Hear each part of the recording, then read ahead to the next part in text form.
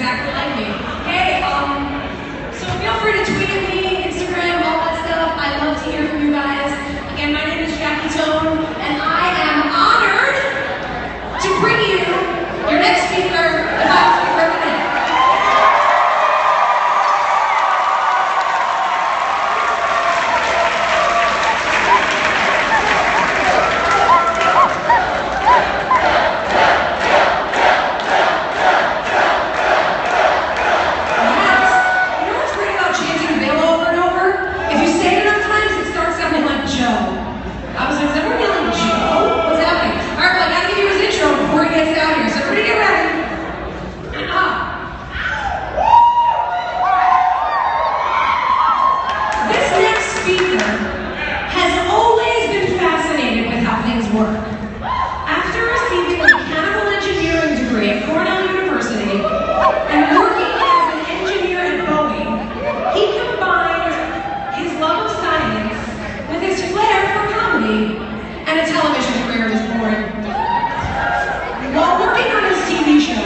He won 7 Emmy Awards for writing.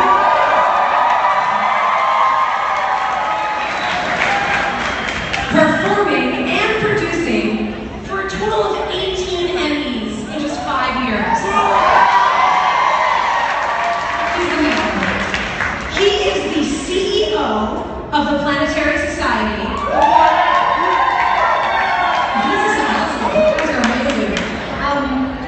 The world's largest non-government space interest group, and author of the New York Times bestseller, Undeniable: Evolution and the Science of Creation.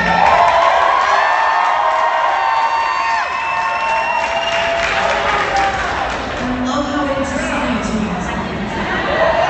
Currently, he is traveling the country speaking about climate change, science, and space exploration.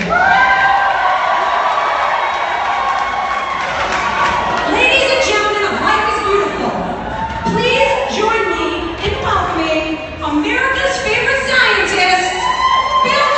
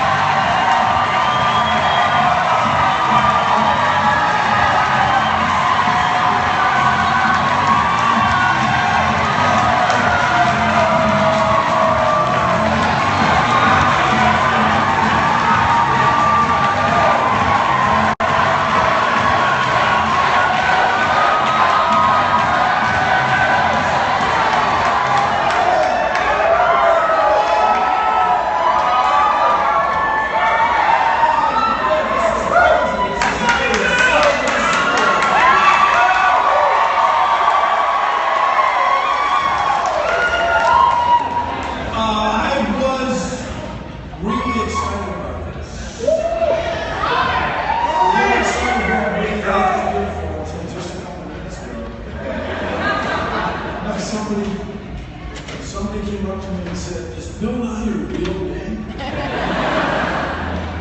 And I said, "Well, it's William Nye."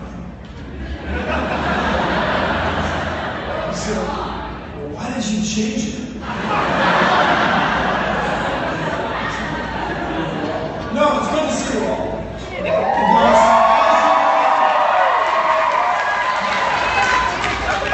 It's 38 Celsius outside, 207 Fahrenheit today. It's September, we're into fall, we're into autumn of 2015. Don't worry about it. It's just a little climate change. It's fine. So it's so out of hand. How out of hand is it? Even the Pope is talking. Somebody's going to have to do something. So I think about you guys and how you all are going to, dare I say it, change the world.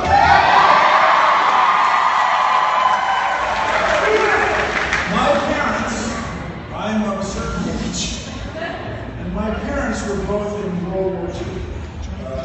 My dad had this cool idea to make money real fast, the same way people do to go to Alaska fishing, that kind of thing. And ended up becoming a prisoner of war in the Japanese military. And if If you guys get a chance to spend 4 years in prison board camp, don't do it. It's not the way to go. It's not, no, that's not how I mean, comedy shows, like, really, don't go that route. And so he would be called part of the greatest generation.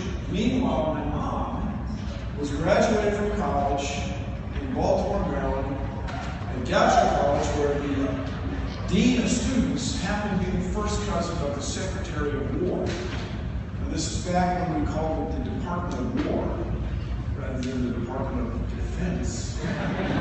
So people, I think, thought about what that business was very differently. I often wonder how things would be different if we called it the Department of War again. Instead of defending our oil on the other side of the world. I'm thinking about it differently.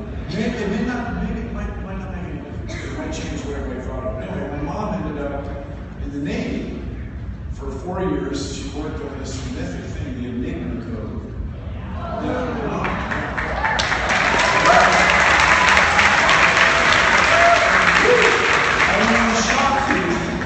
This may shock you, but my mom was recruited because the family myth is she was good at math and science.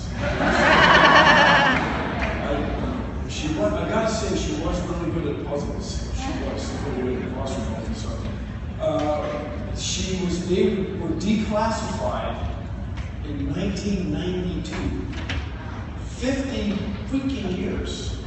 They kept secrets. What did you do during the war, Mom? Yeah, talk about it.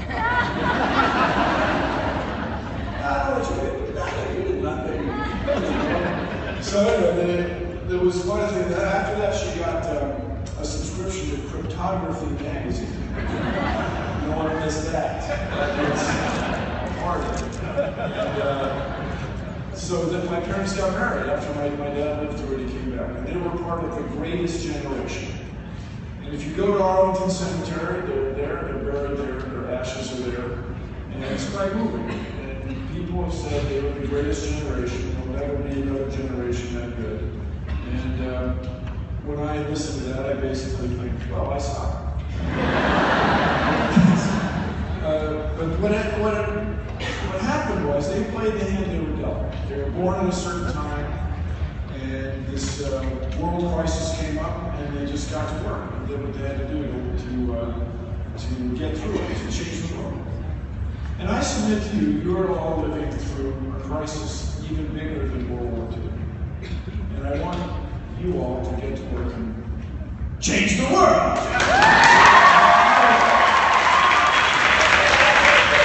I want you to be the next great generation. Now, right on. Well, don't get me wrong. I want to be involved. But you people are a new community. You all are the future. People attending the Life is Beautiful concerts are the future. And right on. I want you guys to get together and change the world. So there's just a few things you have to do. It's not going to be that difficult for crying out loud. First of all, let me point out that one of the things we have to do is derail or brush aside, or if we were playing hockey, we would skate them into the boards, the climate deniers.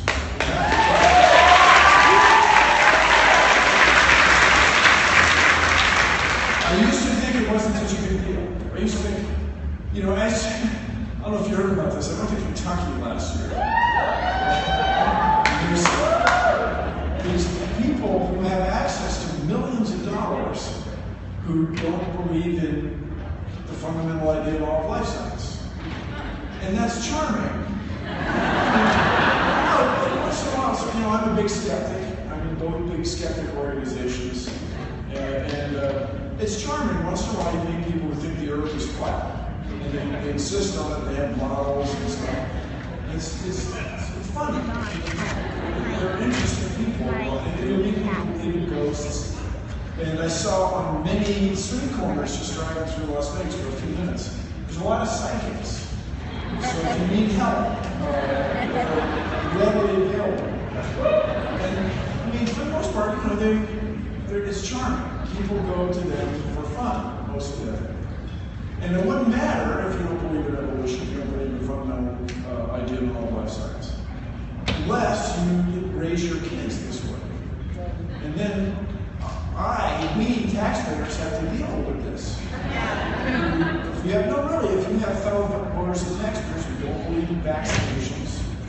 We don't believe in geology. We don't believe in the way diseases are spread from person to person. We don't understand that raising the standard of living of women reduces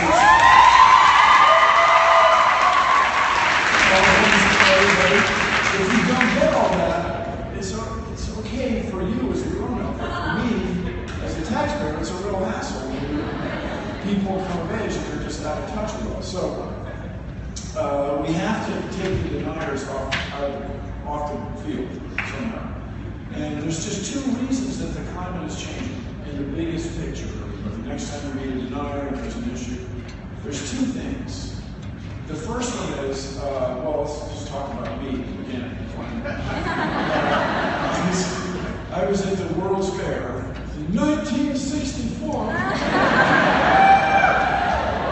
in New York City, New York, the I've named it twice. And at that time, the United Nations had a big screen, a big totalizer board, and we had just missed it changing. This is, my dad was really into sundials and developed his own film. He was, a nerd. We just missed it changing from 2,999,999,999 humans in the world to 3 billion plus. We just by a few hours. We missed it. 3 billion plus what? Cool. Partying like it was 2,999,999. Anyway, you all were born when there were about 6 billion. And now there's almost 7.3 billion people on Earth. That's the first thing. The second thing is if we had some extraordinary car on some extraordinary road, this would be a ladder car on a ladder road, and we could drive straight up on Las Vegas Boulevard. If you go to Hoover Dam or something, it would take about an hour to be in outer space at highway speeds. In 5 minutes, by the way, you'd be above the breathable atmosphere. Just boom, highway speed. But on Las Vegas Boulevard, it'd take you a couple hours. 45 hours to go those 100 kilometers, 60-something miles into outer space. So that's it, everybody. We have this huge planet, and the atmosphere is just that thick.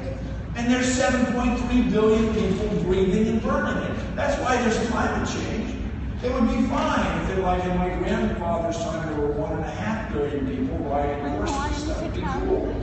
That's no longer the case. Another 7 billion people driving cars, building planes, using industrial scale agriculture with enormous farmership. That's why it's going on. So we've got to get the deniers to cool. With that said, deniers, if you're out there, it's the fall of 2015. There's an election coming up, I don't know if you heard about this, 2016. There's several people running for president. 250 people. But anyway, there's time. If you're out there, conservative politician who's made his career or her career denying climate change, there's time for you to turn around. You've got a year and a half. And listen, climate denier politician, if you're out there, listen to these people. You can get their vote. They have respect for you. You can change them. You can get this whole cadre, this whole cohort, this enormous demographic of people that would embrace your ability to think clearly. It would be fabulous. So it'd be like, did anybody here quit smoking? These people are the most rabid, anti-smoking people you ever met. They're the people that go into the hotel room and just start sniffing. What happened in here? So if a conservative politician has made his or her career on denying climate change now. September 2015, and these people will all be with you maybe in 2016. This is your big chance. So what I want you all to do is come up with new ways to produce energy from renewable. And by new, the technology exists. We just have to embrace it on an industrial or continent-wide scale. So people have done very compelling studies. We could make all the energy we need in all 50 US states from wind and solar without really any need for extraordinary new battery technology if we just decided to do it. We could reduce the emissions, the carbon emissions of the United States 80% by the year 2030, which I'll just tell you guys is a goal fly. 2030 is coming up like that. And I mean, I was 25 years old, summer before last. But now I'm a lot older than that. It just goes really fast, that's all I'm saying. So what we have to do, we have to electrify our ground transportation. All our ground transportation has to be electric. Anybody here drive an electric car? Yes! After you have an electric car, you will never go back to a 20th or 19th century style gas-powered car. You just will not go back. Electric cars are so much more pleasant. They're quieter, the center of gravity is lower to the ground, they accelerate so much more finely. So much more fun to drive. They're quiet and low to the ground. See, an electric motor has all its torque at 0 speed. So there's none of this power curve stuff. So we do it to the buses, we do it to the cabs, we do it to the trucks. I say do it. Embrace the technology revolution. Do it.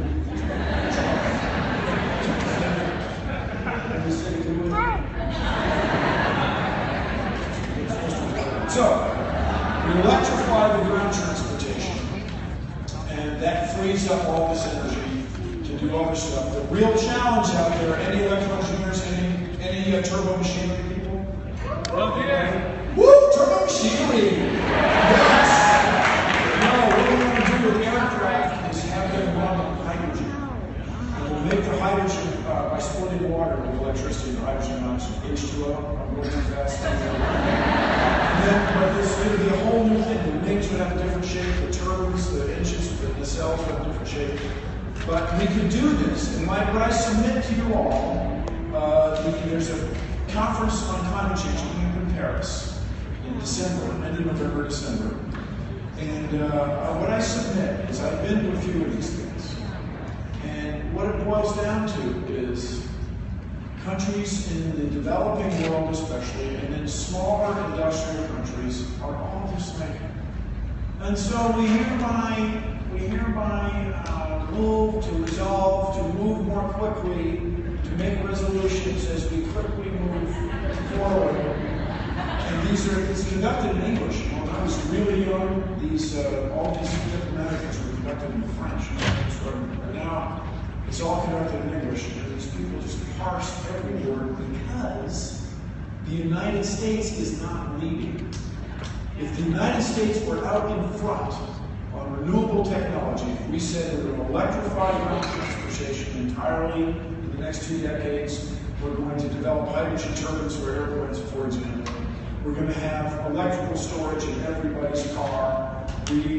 Everybody in the world would be on board with this. Everybody in the world would come along.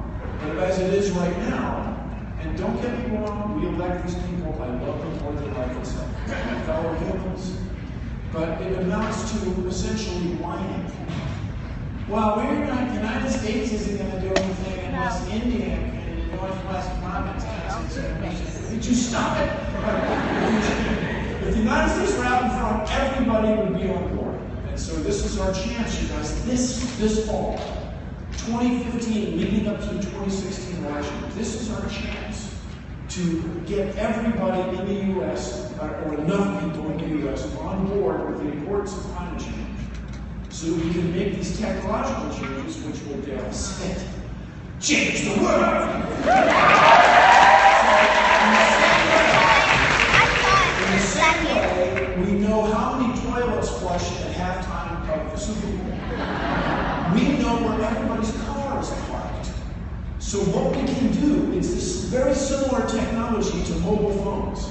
What we can do is if everybody's car is parked at the shopping mall on Saturdays, it's parked at the factory during the week, it's parked at UNLV, at this certain then we can move everybody's electricity around in everybody's parking lot for the benefit of everybody. So people have done studies in any district, as we say in meteorology and weathercasting. In any district, the wind is blowing sometime. There's never really a time any place in the US or Canada where the wind is not blowing at some point. So if we can move that electricity around, we would not need to burn fossil fuels. And we are here in the desert. It's gorgeous, it's beautiful. There's all kinds of solar power to be had. I want one of you, would somebody go into the solar hot water business? It is not.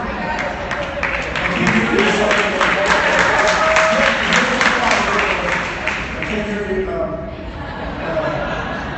This solar hot water systems are not rocket surgery, okay? It's just, that's a joke. It's just plumbing. It's plumbing. Who's better at plumbing than the United States? I mean, who? Holland? I don't know, somebody. Right? So there's sort of four things I want you all to do. The better battery. Whoever invents the better battery is going to just get crazy rich. Bill Gates rich. You're going to be like head of IKEA guy. And then better transmission lines. Okay, better electricity transmission.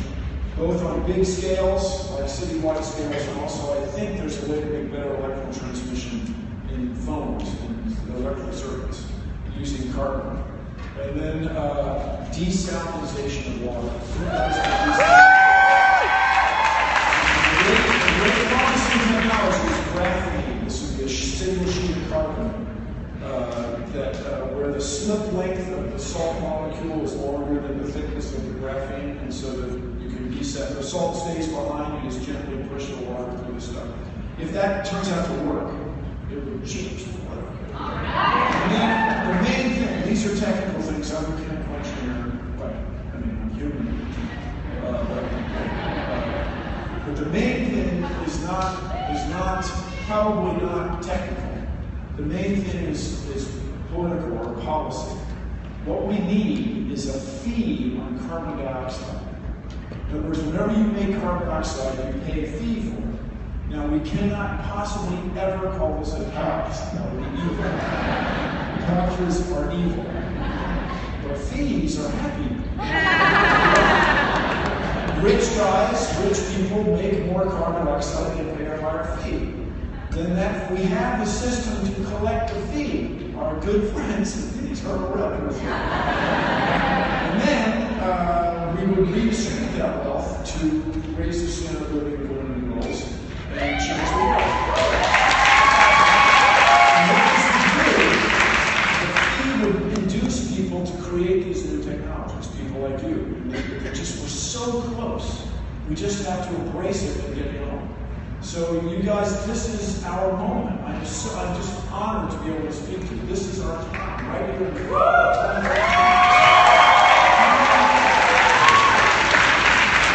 coming up on a big election. This is a turning point, another just turning point, everybody. And so just, as I say to you all, if you don't want to vote, would you just shut up?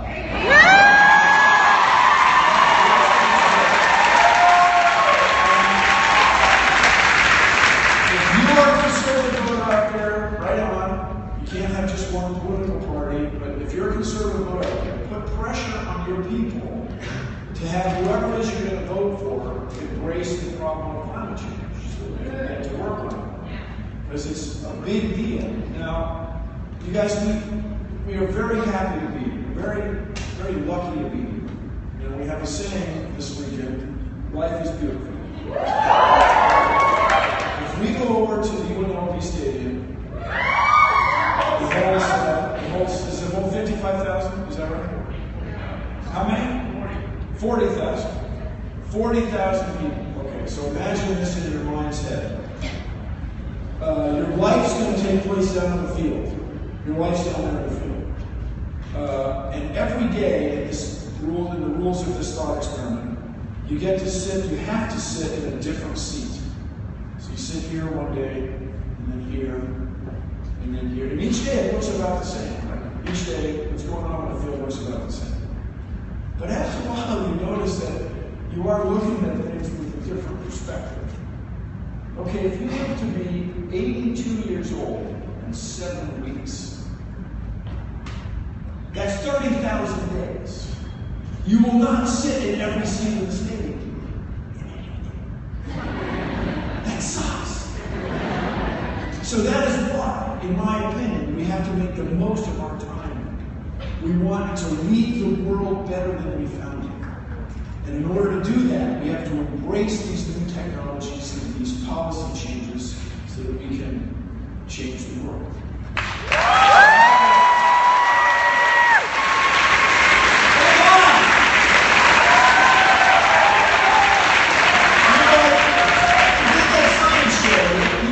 About science, but not just about the facts of science, the process. Science is the best idea humans have ever had. It's how we learn about nature.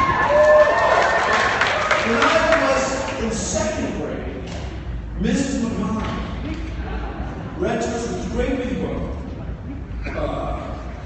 The ancient dinosaurs died out because they had small brains. So the mammals took all their food, the dinosaurs died. Even she knew that was just lame. I mean, just imagine, okay, I'm a Tyrannosaurus.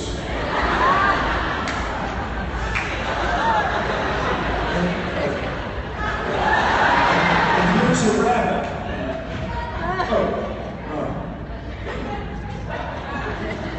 I mean, that's not why dinosaurs got out. They got out because they were trying to go to next one. That could happen again. Gotta take it seriously. So for that, we have to explore space. In other words, while we're solving these problems here on Earth, redistributing wealth, advancing the quality of life of women and girls so that human population reduces and you may control their quality of life forever. While we're doing that, we have to continue to explore. If we stop exploring space, what does that say about us? I mean, if you meet somebody, oh, I don't care what's out there. No. Whatever it says about you is sucks. No. We have to look up and out. We have to make sure we don't get hit with an asteroid. I'm not kidding, but it's like control, alt, delete, civilization. Put it on the map. You don't want that. And then the other thing, you guys, is if you discover life on Mars or life on Europa, the moon of Jupiter that has twice as much seawater as the Earth, it would change the course of human history. It would be like Galileo discovering the moon is one week, or Copernicus proving that the Earth is around the sun. It would change the way everybody thinks about what it means to be a religion. It would change the world. And so I want you all, thank you so much for your support, by the way.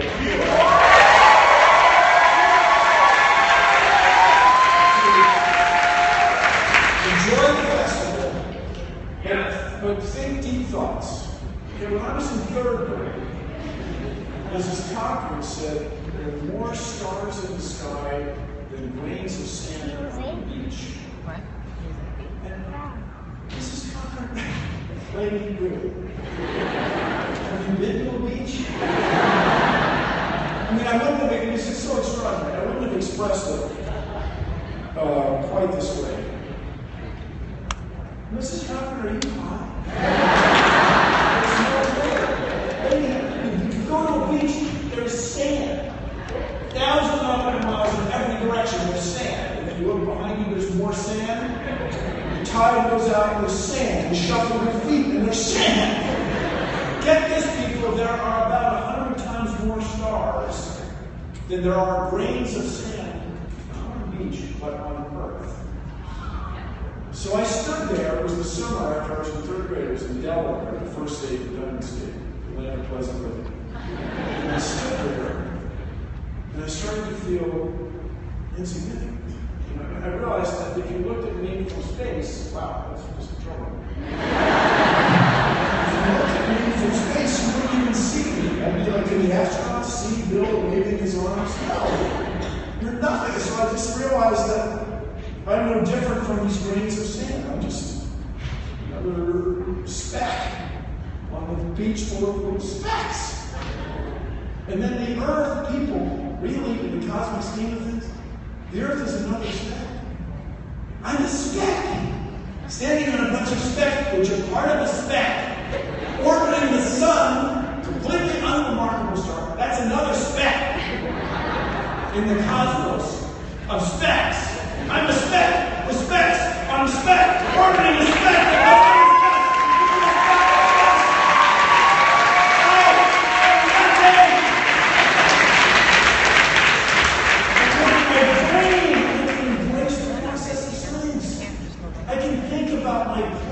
In the cosmos, my place in space, and my place in our society with my fellow human beings.